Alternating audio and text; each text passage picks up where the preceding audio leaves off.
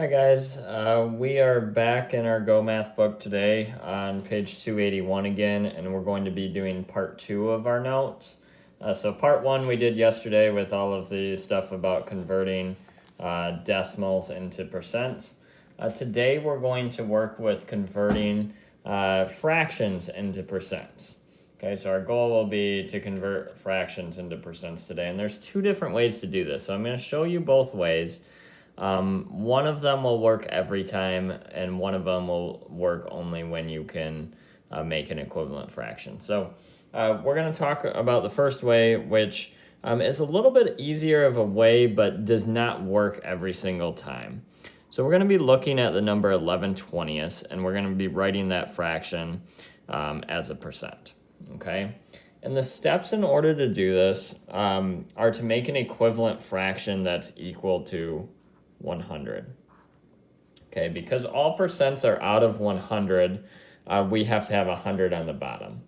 Now, to create an equivalent fraction, our first step, and I'm just going to number these steps because they actually do it pretty well in our book today, but multiply the numerator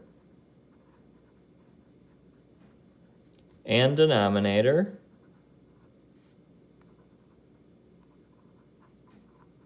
by the same value to write an equivalent fraction with a denominator of 100.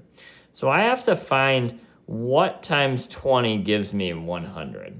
Okay, so I'm going to think about that, and I think, okay, 20 goes into 100 5 times, so 20 times 5 gives me 100.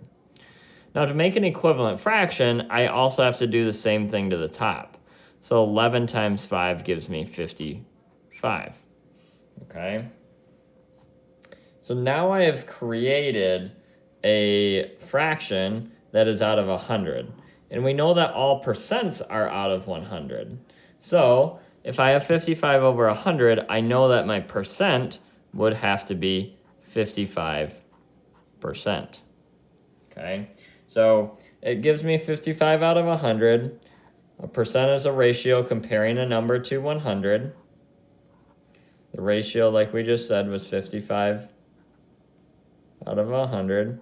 Okay, and they want us to write the ratio as a percent, which would be 55%. I think I was supposed to write 55% there, but that's okay. All right, so that is one way to do it, and it is a little bit of an easier way. However, it doesn't work every time. So let's talk about one that doesn't work that way and see if we can do that problem. So let's flip the page to 282. Okay. And let's look at part B on 282 here. Okay. All right, so on page 282 with part B, it says to write 3/40ths as a decimal and a percent. Well, if I were to look at that and think, if I was trying to make an equivalent fraction like I just did, 40 doesn't go into 100 evenly. So I can't multiply 40 by anything to get 100 unless it's a decimal. Now, some of you might even know a decimal that multiplies to get to 100, and you can do that if you want to. Okay, but the easier way here is going to be to divide it to create a decimal, just like we've done in the past. So to convert a fraction to a decimal, remember I put my top number on the inside, 3, and my bottom number on the outside, 40. And then I have to add the decimal because 40 doesn't go into 3. 40 also doesn't go into 30. Okay, so you're going to put this here, this decimal here. 40 doesn't go into 30. I need to fill this lane, this column, with my 0. Okay, and I'm going through the process that they have me going through.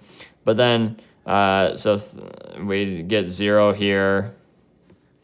Okay, we get another 0. And then 40 goes into 300. Okay, so we have to think about it. How many 40s do we think go into 300? Let's try 7. Well, 4 times 7 gives me 28, and I add my 0 for 280. So that's going to be 7, 280, 20. I'm still not done because it doesn't go in perfectly evenly. Okay, so then at 40 goes into 200. And that's going to go in 5 times, because 40 times 5 is 200. Okay, and you're going to get 0.075. Well, how do I take my decimal and turn it into a percentage? I have to move my decimal 2 places to the right, just like what we did yesterday.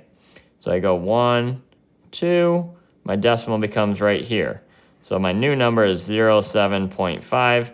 I don't write that 0, so my answer is just 7.5%. Now, we're going to try on quizzes and tests not to have decimal percentages, but there might be 1 or 2, so you do need to know how to do it still. All right, let's try a couple of these here, okay? We're going to try both number 2 and number 6. If you go ahead and pause the video and try both of those, and then come back with us in a second. So this is page 283, number 2, and number 6. All right, I'll give you a second to pause the video and come back. Okay, this first one can be done either way because 10 goes into 100 evenly. Okay. It's a little bit easier to make an equivalent fraction, so that's the way that I'm going to do it here. 10 goes into 100 10 times, which means I do 10 times 10 to get there. I have to do the same to my top. So 3 times 10 is 30, so I get 30 over 100. Now that the ratio is out of 100, I just simply write my numerator 30 as a percent. So I get 30%. The second one I have to do some division. I'm going to do some division over on the side here. 13 on the inside, 40 on the outside. 40 doesn't go into 13, so I add my decimal and my 0. Okay, 40 goes into 130 then, twice. Nope, sorry, my bad, 3 times. 3 times 40 is 120. This is a 3. Sorry. 130 minus 120 would be 10. Okay, I'm not done because I still have 10 here. Okay, so add a 0, bring it down.